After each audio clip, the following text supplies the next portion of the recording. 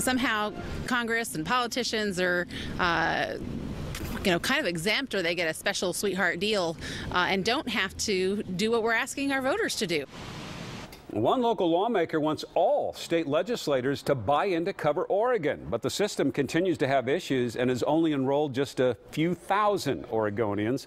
Welcome, everyone, to KOIN 6 News at 6 o'clock. I'm Jeff Gianola. And I'm Kelly Day. Now, this proposal comes with the first major coverage deadline.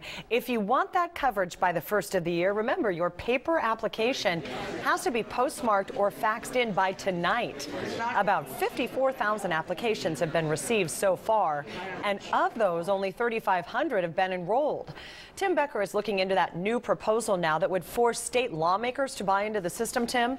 Yeah, Kelly, Julie Parrish is a legislator from West Lynn. Her long-term goal, she says, is to help manage the budget, save money that's now being spent on the lawmakers' current health care coverage and perhaps eventually the state employees' health care coverage as well.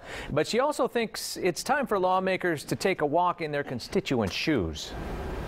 Somehow Congress and politicians are kind of exempt, or they get a special sweetheart deal and don't have to do what we're asking our voters to do. Julie Parrish represents West Lynn at the state capitol, where they voted in Cover Oregon a couple of years ago.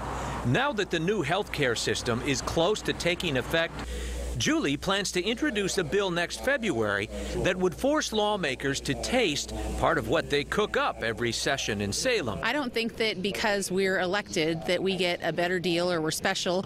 And so the bill is proposed that, we would cut the value of the benefit that the state pays legislators and statewide elected officials, which is significant. She's also looking ahead to an excise tax on high-cost, so-called Cadillac plans, which the lawmakers and state workers are currently part of.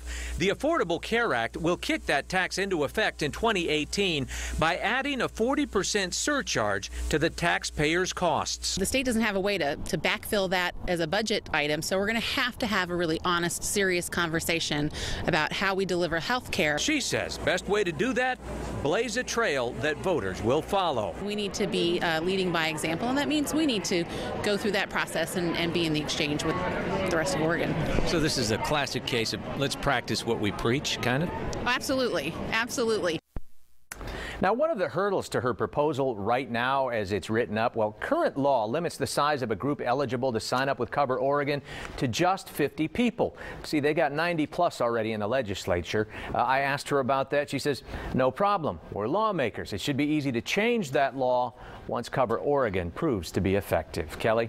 Thank you, Tim.